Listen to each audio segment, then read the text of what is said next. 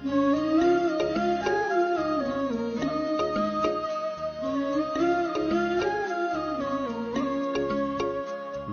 संग संग चलते हैं बाबा, मेरे संग संग चलते हैं बाबा, मेरे संग संग चलते हैं बाबा, मेरे संग संग चलते हैं बाबा।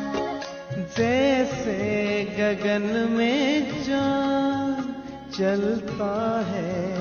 चलता है, उनकी किरणों की छाया में दिल हर पल रहता है।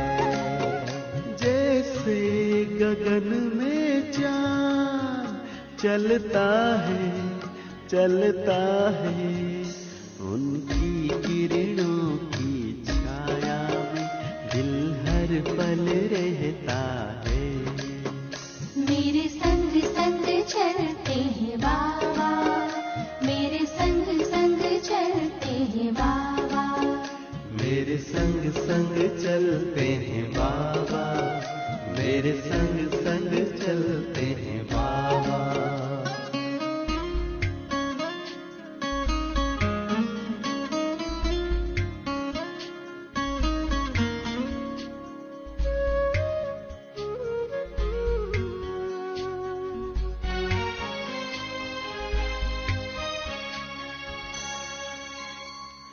देखूं मैं चकोर की तरह, नाचूं मैं ज्यों मोर की तरह, बोलूं मैं कोयल की तरह,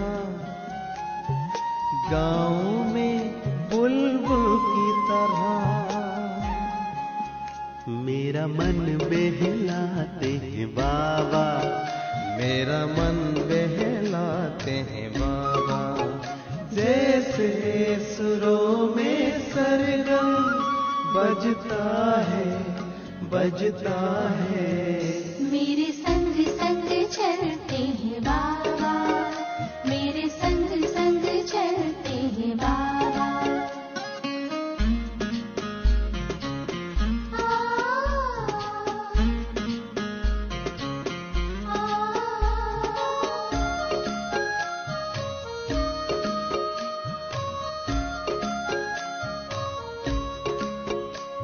सोचूं मैं भंवरों की तरह, झूमों में लहरों की तरह, चमकूं में जुगनू की तरह, मुस्कान में फूलों की तरह। मेरी यादों में रहते हैं बाबा, मेरी यादों में रहते हैं बाबा। जैसे सावन में नीर बरसता है। मेरे संग संग चलते हैं बाबा, मेरे संग संग चलते हैं बाबा।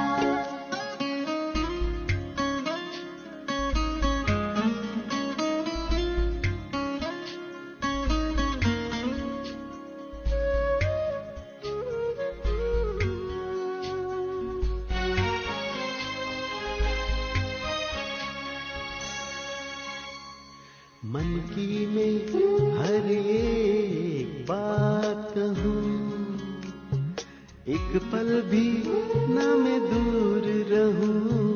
दिन रात मैं तो यूं ध्यान धरूं, बाबा से ही मैं प्यार करूं।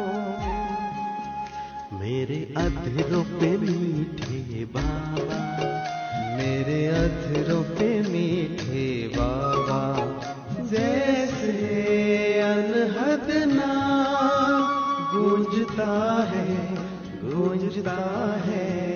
मेरे संग संग चलते हैं बाबा, मेरे संग संग चलते हैं बाबा, मेरे संग संग चलते हैं बाबा, मेरे संग संग चलते हैं बाबा। जैसे गगन में चाँद चलता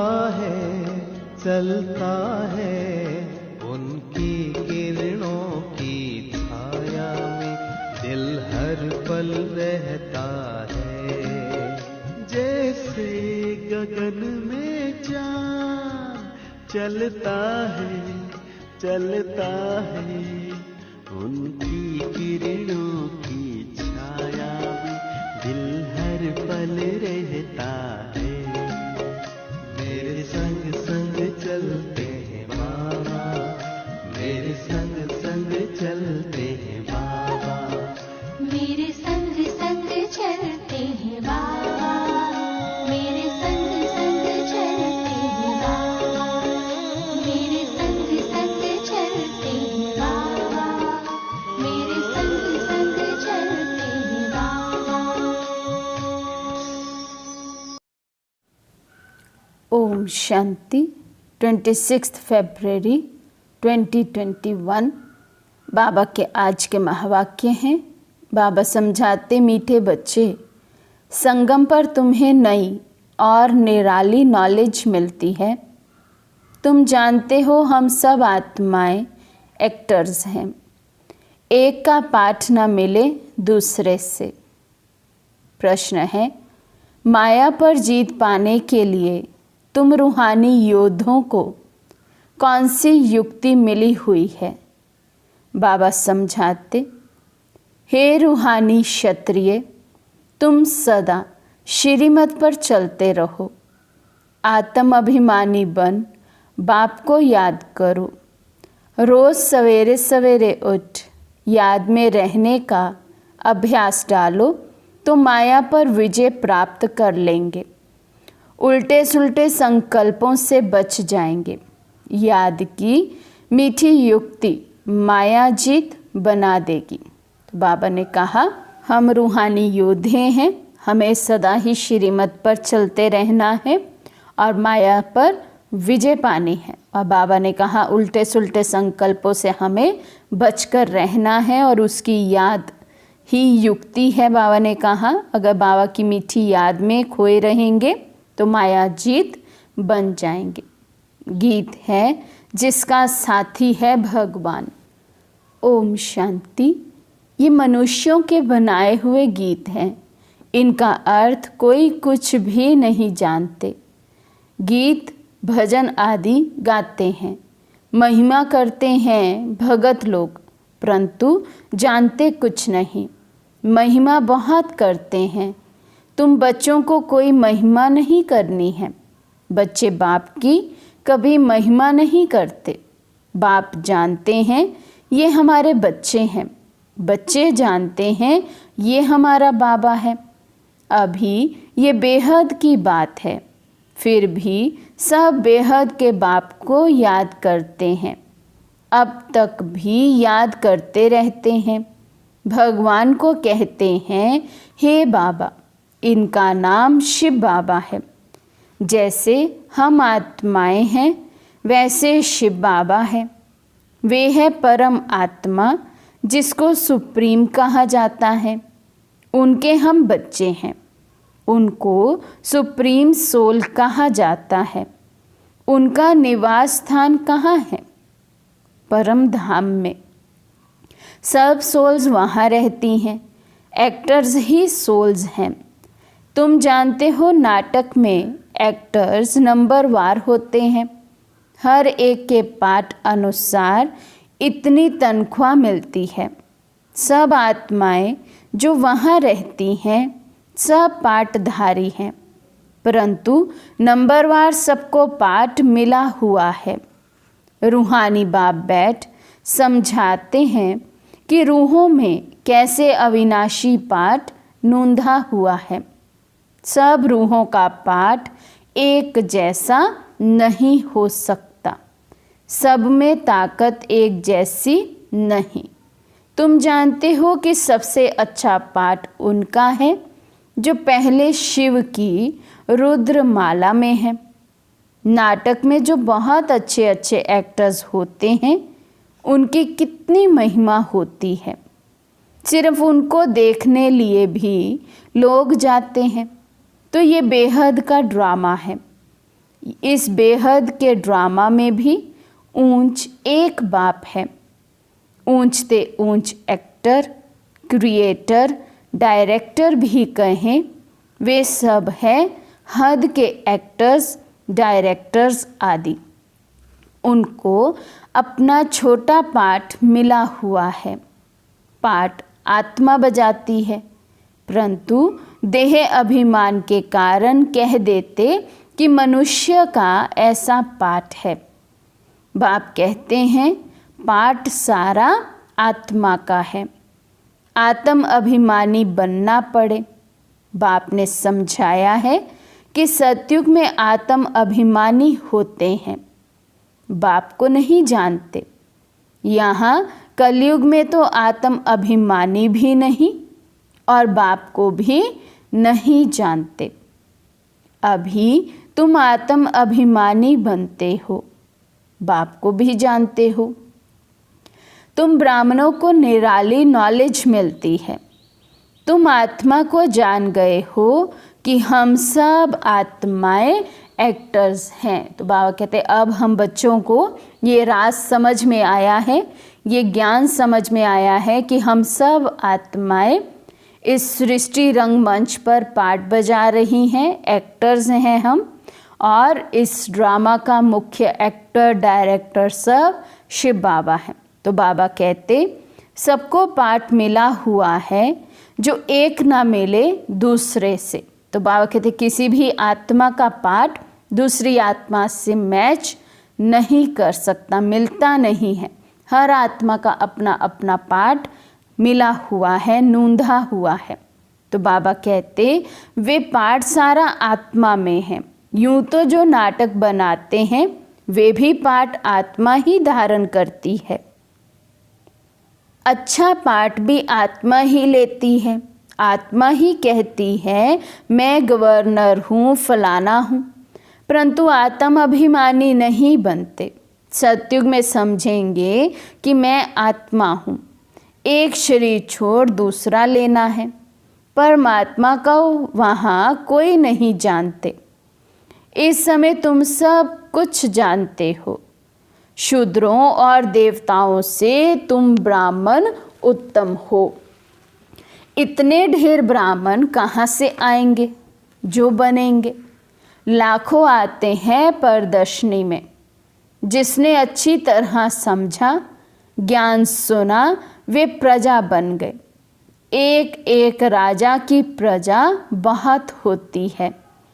तुम प्रजा बहुत बना रहे हो।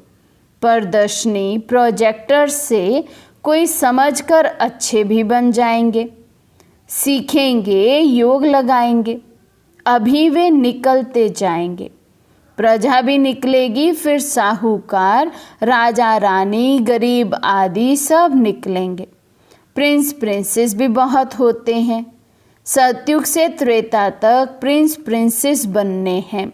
सिर्फ 8 व 108 तो नहीं होंगे, लेकिन अभी सब बन रहे हैं। तुम सर्विस करते रहते हो, ये भी नथिंग न्यू।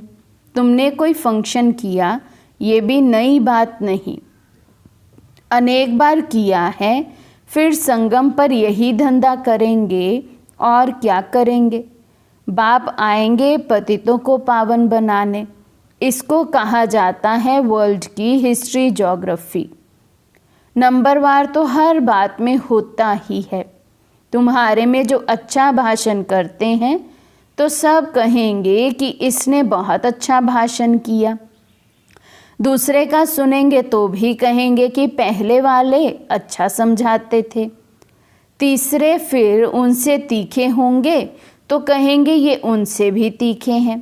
हर बात में पुरुषार्थ करना होता है कि हम उनसे ऊपर जाएं। होशियार जो होते हैं वे झट हाथ उठाएंगे भाषण करने के लिए। तुम सब पुरुषार्थी हो, आगे चल मेल ट्रेन बन जाएंगे। जैसे मम्मा स्पेशल मेल ट्रेन थी ना, बाबा का तो पता नहीं पड़ेगा क्योंकि दोनों इकट्ठे हैं। तुम समझ नहीं सकेंगे कि कौन कहते हैं। तुम सदैव समझो कि शिव बाबा समझाते हैं। बाप और दादा दोनों जानते हैं, परंतु वे अंतर्यामी हैं। बाहर से कहते हैं ये तो बहुत होशियार है। बाप भी महिमा सुन खुश होते हैं। लौकिक बाप का भी कोई बच्चा अच्छी तरह पढ़कर ऊंच पद पाता है तो बाप समझते हैं कि ये बच्चा अच्छा नाम निकालेगा। ये भी समझते हैं कि फलाना बच्चा इस रूहानी सर्विस में होशियार है। मुख्य तो भाषण है, किसी को बाप का संदेश देना, समझाना। तो बाबा कहते जो बच्चे भाषण आदि करते हैं, अपने आप को खुद ऑफर करते हैं ऐसी सेवा के लिए, वाचा सेवा के लिए, तो बाबा कहते हैं ऐसे बच्चों को देख बाबा भी खुश होते हैं। बाबा ने मिसाल भी बताया था कि किसी को 5 बच्चे थे तो कोई ने पूछा कि तुमको कितने बच्चे हैं, तो बोला कि 2 बच्चे हैं। कहा कि तुमको तो 5 बच्चे हैं। कहाँ सपूत 2 है। यहाँ भी ऐसे है, बच्चे तो बहुत हैं। बाप कहेंगे कि ये डॉक्टर निर्मला बच्ची बहुत अच्छी है। बहुत प्रेम से लौकिक बाप को समझाए सेंटर खुलवा दिया। तो बाबा कैसे महारथियों को याद करते हैं अपनी मुरली में भी। तो बाबा कहते वो बच्चे ही सपूत कहलाते हैं जो बाप की सर्विस के निमित्त बनते हैं। और डॉक्टर निर्मला दीदी जो विशेष अभी ज्ञान सरोवर के सेवाओं के निमित्त हैं, वे ऐसे बाबा के रतन हैं जो जब सेंटर पर समर्पित हुए तो अपने लौकिक माता पिता से भी एक बिल्डिंग, पूरी मकान उनके जो पिताजी के लौकिक पिताजी का था, वो यज्ञ के नाम करवाया, माना वहाँ सेंटर खुलवाया। तो बाबा इसलिए उस बात को याद कर रहे हैं और निर्मला दीदी की महिमा कर रहे हैं। तो बाबा कहते ये भारत की सर्विस है, तुम भारत को स्वर्ग बनाते हो। इस भारत को नरक रावण ने बनाया। एक सीता कैद में नहीं थी, लेकिन तुम सीताएं रावण की कैद में थी। बाकी शास्त्रों में सब दंत कथाएं हैं। ये भक्ति मार्ग भी ड्रामा में है। तुम जानते हो सतयुग से लेकर जो पास हुआ वे रिपीट होगा। आपे ही पूज्य, आपे ही पुजारी बनते हैं। बाप कहते हैं मुझे आकर पुजारी से पूज्य बनाना है। पहले गोल्डन एज, फिर आयरन एज बनना है। सतयुग में सूर्यवंशी लक्ष्मी नारायण का राज्य था। राम राज्य तो चंद्रवंशी था। इस समय तुम सब रूहानी क्षत्रिय अर्थात योद्धे हो। लड़ाई के मैदान में आने वाले को क्षत्रिय कहा जाता है। तुम हो रूहानी क्षत्रिय। बाकी वे है जिस्मानी क्षत्रिय। उनको कहा जाता है बाहुबल से लड़ना झगड़ना। शुरू में मल्लयुद्ध होती थी बाहों आदि से, आपस में लड़ते थे, फिर विजय को पाते थे। अभी तो देखो बॉम्ब्स आदि बने हुए हैं। तुम भी क्षत्रिय हो, वे भी क्षत्रिय हैं। तुम माया पर जीत पाते हो, श्रीमत पर चल। तुम हो रूहानी क्षत्रिय। रूहें ही सब कुछ कर रही हैं इन शरीर की कर्म इंद्रियों द्वारा। रूह को बाप आकर सिखलाते हैं, बच्चे मुझे याद करने से फिर माया खाएगी नहीं। तुम्हारे विकर्म विनाश होंगे और तुमको उल्टा सुल्टा संकल्प नहीं आएगा। बाप को याद करने से खुशी भी रहेगी। इसलिए बाप समझाते हैं कि सवेरे उठकर अभ्यास करो। बाबा आप कितने मीठे हो। आत्मा कहती है बाबा। बाप ने पहचान दी है मैं तुम्हारा बाप हूँ। तुमको सृष्टि के आदि मध्य अंत का नॉलेज सुनाने आया हूँ। ये मनुष्य सृष्टि का उल्टा झाड़ है। ये वैरायटी धर्मों की मनुष्य सृष्टि है। इसको कहा जाता है विराट लीला। बाप ने समझाया है इस मनुष्य झाड़ का मैं बीज रूप हूँ।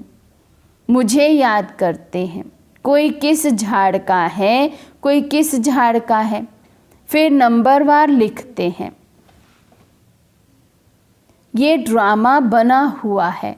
कहावत है कि फलाने ने धर्म स्थापक पैगंबर को भेजा, परंतु वहाँ से भेजते नहीं हैं। ये ड्रामा अनुसार रिपीट होता है। तो बाबा कहते परम धाम में जब आत्माएं चली जाती हैं तो कोई उनको वहाँ से फिर नीचे सृष्टि पर भेजते नहीं हैं। जैसे जैसे जिस आत्मा का ड्रामा में पार्ट शुरू होता है, ऑटोमेटिकली वो इमर्ज होता है और आत्मा नीचे इस सृष्टि पर आ जाती है। फिर जैसा जैसा पाठ है वैसा वैसा पाठ बजाती है। तो बाबा कहते ये एक ही है जो धर्म और राजधानी स्थापन कर रहे हैं। ये दुनिया में कोई भी नहीं जानते। अन्य धर्म स्थापक आए, उन्होंने केवल अपना धर्म स्थापन किया और कोई राजधानी स्थापन नहीं की। लेकिन शिव बाबा आते हैं तो एक आदि सनातन देवी देवता धर्म की स्थापना करते हैं और साथ ही साथ सत्य की राजधानी भी स्थापन करते हैं। तो बाबा कहते अभी है संगम, विनाश की ज्वाला प्रज्वलित होनी है। ये है शिव बाबा का ज्ञान यज्ञ। उन्होंने रुद्र नाम रख दिया है। प्रजापिता ब्रह्मा द्वारा तुम ब्राह्मण पैदा हुए हो। तुम ऊंच ठहरे ना, पीछे और बिरादरियां निकलती हैं। वास्तव में तो सब ब्रह्मा के बच्चे हो। ब्रह्मा को कहा जाता है ग्रेट ग्रेट ग्रैंडफादर।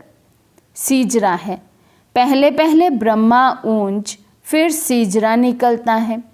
कहते हैं भगवान सृष्टि कैसे रचते हैं? रचना तो है ना, जब वे पतित होते हैं तब उनको बुलाते हैं, वही आकर दुखी सृष्टि को सुखी बनाते हैं। इसलिए बुलाते हैं बाबा दुख हरता सुख करता आओ।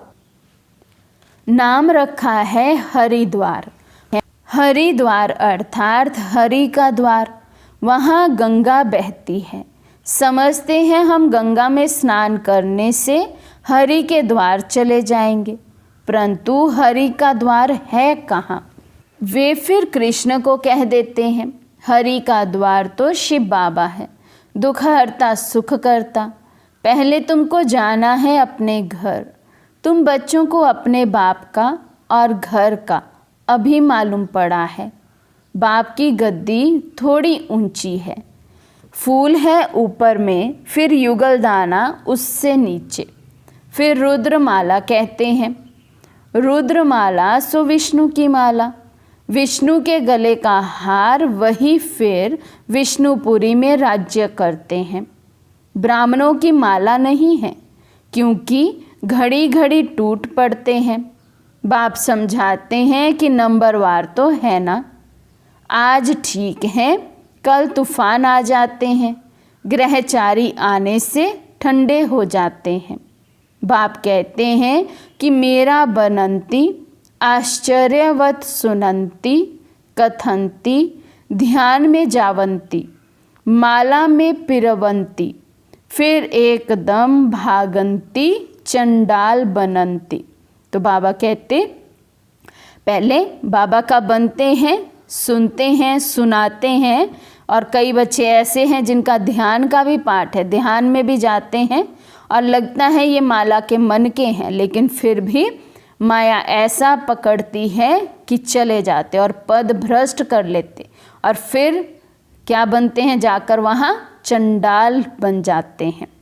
तो बाबा कहते फिर माला कैसे बने, क्योंकि ब्राह्मणों की माला नहीं बन सकती। ब्राह्मण आज बहुत अच्छी अवस्था है, ऊंच स्थिति में है, कल माया पकड़े और एकदम बाबा कहते चकनाचूर हो जाते हैं।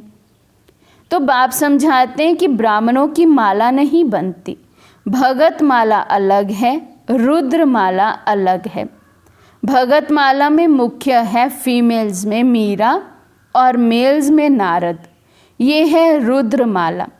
संगम पर बाप ही आकर मुक्ति जीवन मुक्ति देते हैं। बच्चे समझते हैं हम ही स्वर्ग के मालिक थे, अभी नर्क में हैं। बाप कहते हैं कि नर्क को लात मारो, स्वर्ग की बादशाही लो जो तुम्हारी रावण ने छीन ली है। ये तो बाप ही आकर बताते हैं। वे इन सब शास्त्रों, तीर्थों आदि को जानते हैं। बीज रूप है ना, ज्ञान का सागर, शांति का सागर, ये आत्मा कहती है। बाप समझाते हैं कि ये लक्ष्मी नारायण सतयुग के मालिक थे। उनके आगे क्या थे? ज़रूर कलयुग का अंत होगा तो संगम युग हुआ होगा, फिर अब स्वर्ग बनता है। बाप को स्वर्ग का रचयिता कहा जाता है, स्वर्ग स्थापन करने वाला। ये लक्ष्मी नारायण स्वर्ग के मालिक थे। इन्हों को वर्षा कहाँ से मिला? स्वर्ग का रचयिता बाप से। बाप का ही ये वर्षा है। तुम कोई से भी पूछ सकते हो कि इन लक्ष्मी नारायण को सतयुग की राजधानी थी कैसे ली? कोई भी बता नहीं सकेंगे। ये दादा भी कहता था कि मैं नहीं जानता था, पूजा करता था परंतु जानता नहीं था। अब बाप ने समझाया है। ये संगम पर राजयोग सीखते हैं। गीता में भी राजयोग का वर्णन है। सिवाय गीता के और कोई भी शास्त्र में राजयोग की बात नहीं है। बाप कहते हैं कि मैं तुमको राजाओं का राजा बनाता हूँ। भगवान ने ही आकर नर से नारायण बनने की नॉलेज दी है। भारत का मुख्य शास्त्र है गीता। गीता कब रची गई ये जानते नहीं। बाप कहते हैं कल्प कल्प संगम पर आता हूँ। जिनको राज्य दिया था वो राज्य गवाकर फिर तमो प्रधान दुखी बन पड़े हैं। रावण का राज्य है। सारे भारत की ही कहानी। भारत है ऑल राउंड और तो सब बाद में आते हैं। बाप कहते हैं कि तुमको 84 जन्मों का राज बताता हूँ।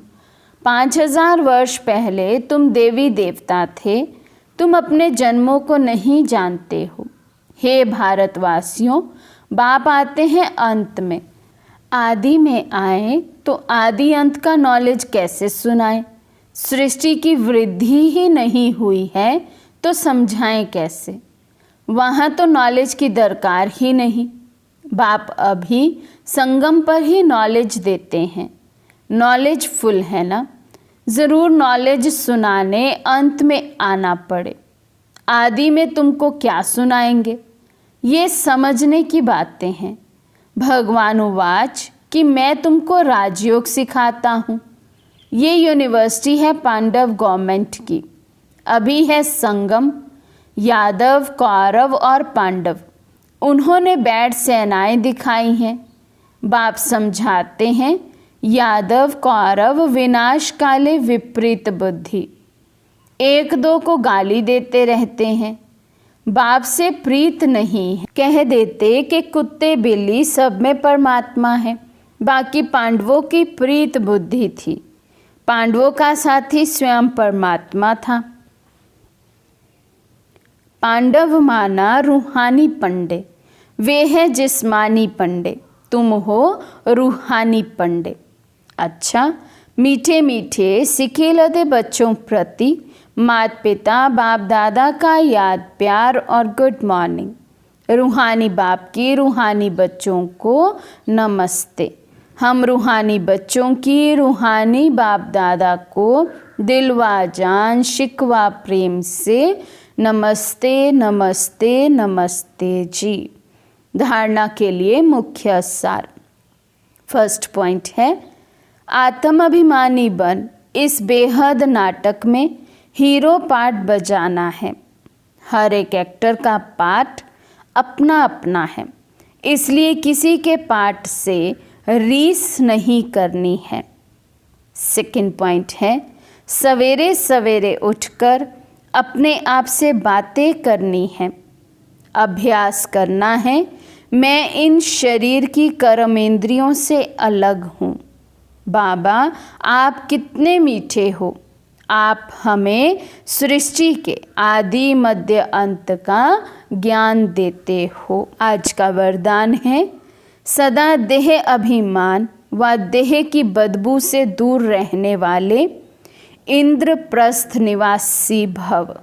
सदा देह अभिमान व देह की बदबू से दूर रहने वाले इंद्रप्रस्थ निवासी भव।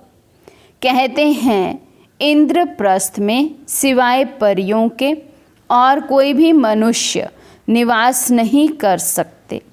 मनुष्य अर्थात जो अपने को आत्मा ना समझ देह समझते हैं, तो देह अभिमान और देह की पुरानी दुनिया, पुराने संबंधों से सदा ऊपर उड़ते रहते। जरा भी मनुष्यपन की बदबू ना हो, देही अभिमानी स्थिति में रहो। ज्ञान और योग के पंख मजबूत हो, तब कहेंगे इंद्रप्रस्थ निवासी। तो बाबा हमें समझा रहे हैं कि हमें आत्म अभिमानी स्थिति बनानी है और इस पुरानी देह की भी बदबू हमसे ना आए, माना हम टोटली सोल कॉन्शियस में रहें, ज़रा भी बॉडी कॉन्शियसनेस ना हो। तो बाबा कहते क्या कहेंगे, इंद्रप्रस्थ निवासी। स्लोगन है, अपने तन मन धन को सफल करने व सर्व खजानों को बढ़ाने वाले ही समझदार हैं। अपने तन मन धन को सफल करने व सर्व खजानों को बढ़ाने वाले ही समझदार हैं। अच्छा, ओम शांति। सफल कर लो सांसें अपनी,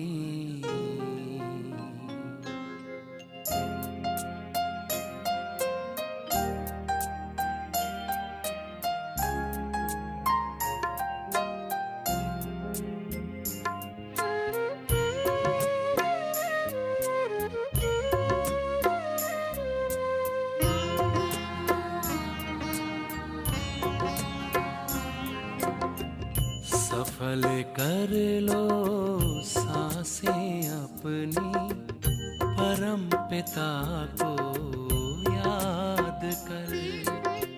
सफल कर लो सांसें अपनी, परम पिता को याद कर। व्यर्थ न जाए जीवन अपना, व्यर्थ न जाए जीवन अपना, पल पल को आबाद कर। सफल कर लो सांसें अपनी, परम पिता को याद कर।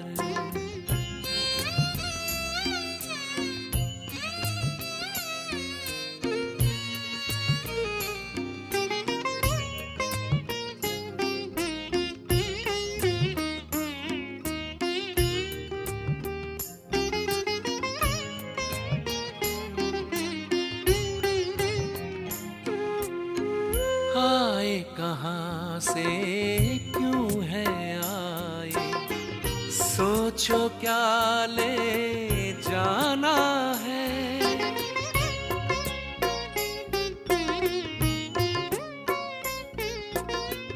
आए कहाँ से क्यों है आए, सोचो क्या ले जाना है। जैसी करनी वैसी भरनी, कभी नहीं भुलाना है। शुभ संकल्पों की, शुभ संकल्पों की करो रचना, विश्व का कल्याण कर, व्यर्थ न जाए जीवन अपना, पल पल को आबाद कर, सफल कर लो सांसें अपनी, परम पिता को याद कर।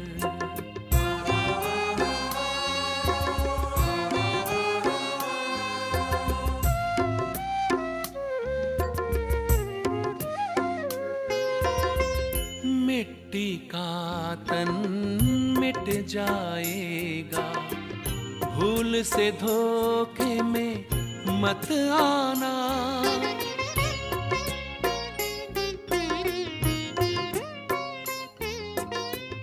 मिट्टी का तन मिट जाएगा, भूल से धोखे में मत आना, वस्तु वैभव धन संपदा साथ कभी ना है जाना, मैं हूँ आत्मा,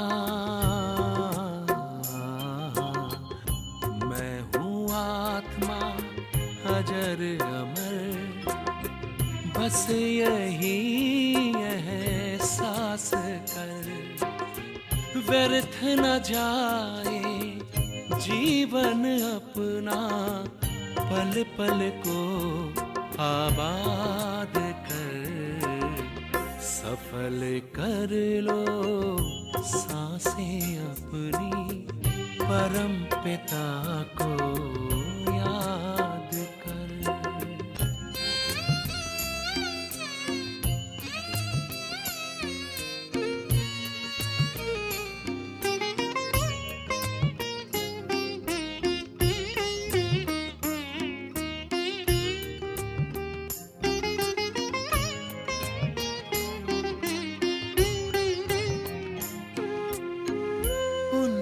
की पूंजी भर ले मन में, कुछ ही पल है पास तेरे,